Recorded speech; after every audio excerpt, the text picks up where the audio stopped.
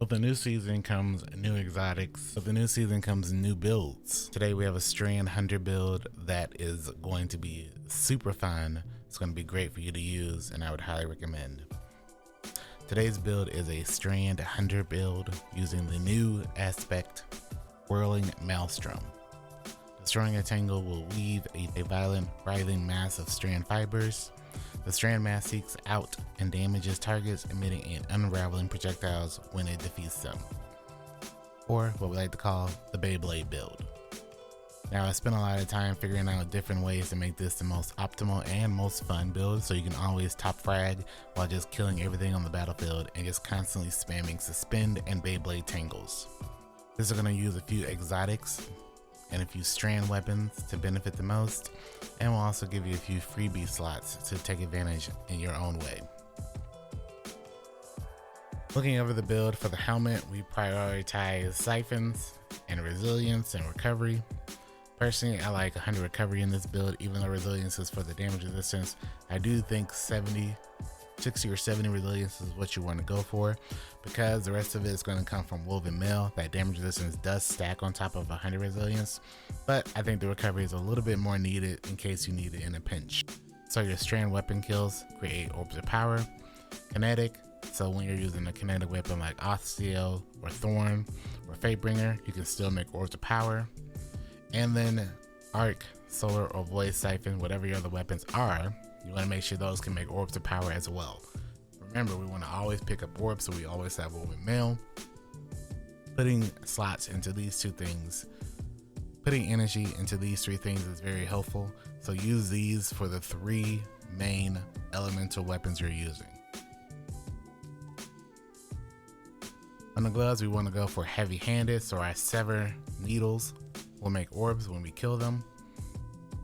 And then you want to go for impact induction, where causing damage with a melee reduces your grenade cooldown so you can have another grapple faster.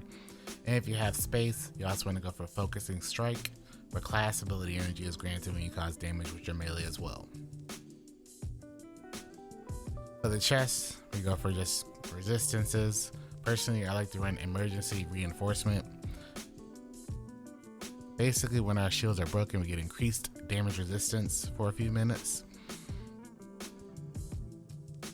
When your shields become broken, you gain temporary damage reduction for 3 armor charges.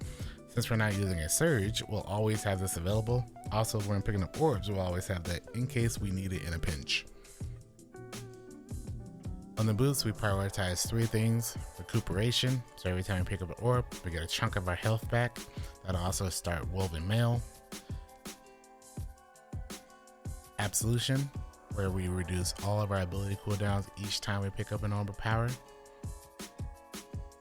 Orbs of Restoration, where picking up an orb of power grants a small amount of energy to your ability with the least energy.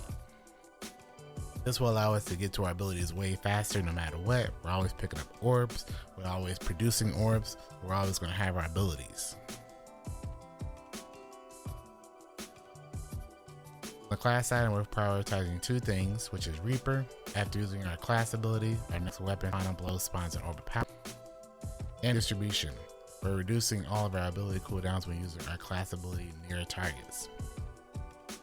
In this build, we should always be using our class ability near targets, whether it's dodging by them to get our melee back with Gambler's Dodge, or by diving in order to suspend nearby targets.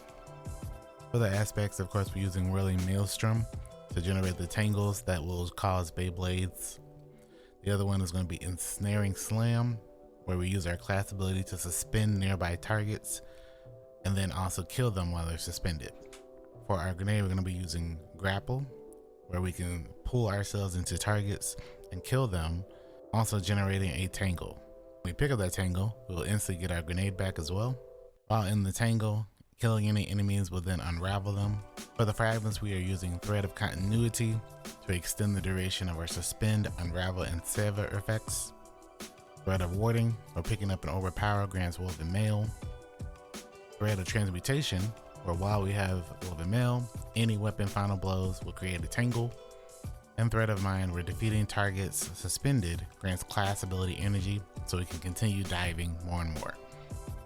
Using this, you will see a build where basically you open up by grappling towards targets and then meleeing them, which then spawns a tangle, and then that tangle you toss at the ground, and then that tangle you toss at the ground, and then the Beyblades start. And then you go into a system of diving as often as you can, grappling near targets when you can, tossing a melee whenever you can, and then just continually having that go over and over, where one effect builds into the other effect. If you do this right, you can also build into where you have multiple tangles out at a single time. Each one lasts a pretty long time, about 10 seconds. Then you want to also build into always having woven mail, so you want to make sure you run something like kinetic or a strand siphon, whatever weapons you are using. Personally, I like to run a kinetic siphon, a strand siphon, and voice siphon, since that is the majority of what the weapons will be using that I use. So no matter what you're doing, you're creating orbs, so you can always pick up orbs and have woven mail. Another aspect of having is Reaper, where every time you dive, you will then make an orb on your next weapon kill, which will also give you another way of making woven mail and tangles. Even though the cooldown is about 10 seconds, it can be very difficult to have more than one out at a time, but if you time your pickups correctly, the most I've had out at one time is 4. With Thorn and the new exotic buffs, or really with the new hand cannon buffs, Thorn is absolutely deadly in here. With Thorn, you have multiple things happening. One, you're getting the benefits of the hand cannon buffs this season to minors and majors, so you can slay out with the primary. With it being an exotic primary, it'll help you benefit from getting more heavy on kills, which is very nice for team play. And also, with Soul Devourer, just like my other favorite hand cannon, Lumina, getting kills drops orbs, picking up those orbs reloads the ammo to the magazine. So another way of not having to reload. And while you have woven mail, any kills will generate tangles when available. Another fun option with this is also Osteostriga. Also benefits from the extra effects of making orbs off of a strand or kinetic, and also will give you extra heavy because of the exotic primary buff. The reason I prefer Thorn is because of the hand cannon buff currently that makes it to where pretty much every red bar in orange gets deleted because of the hand cannon buff, and then it spreads the poison to other targets. Other notable exotics being Quicksilver Storm, if you prefer that one. For legendary, Immortal is fantastic as well, since it's already strand, and Kept Confidence if you have a good roll of it. You can also use Fatebringer if you want to use your exotic somewhere else. Fatebringer is absolutely broken here.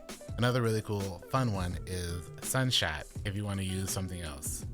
Because Sunshot will create tangles with woven mail. For the exotic, I use 6 Coyote just to get an additional dodge. This is for 2 things. I can get the dodge to get me my melee back quicker if I don't have it in a pinch, or to have double dives in case I need to suspend something in a short time. Other weapons are freebie slots. Personally, I would still go with a blinding weapon or a wave frame GL. Using all these things, I've done a lot of testing, and I find this to be one of the simplest and most fun builds I've had this season.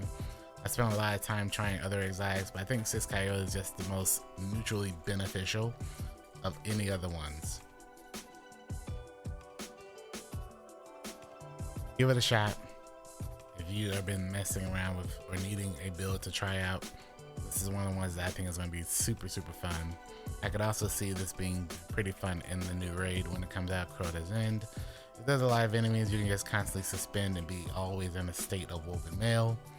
And using this build, you'll be very helpful to your team just for staying alive. All in all, I think this is a pretty fun build. Twitch chat asked me to make a Beyblade build, and I finally found one that I think works for my own playstyle. And I personally think that a lot of people will also enjoy the way this build works themselves. So, I'll leave a dim link in the description. Thanks so much for watching this video, and I will see you in the next one.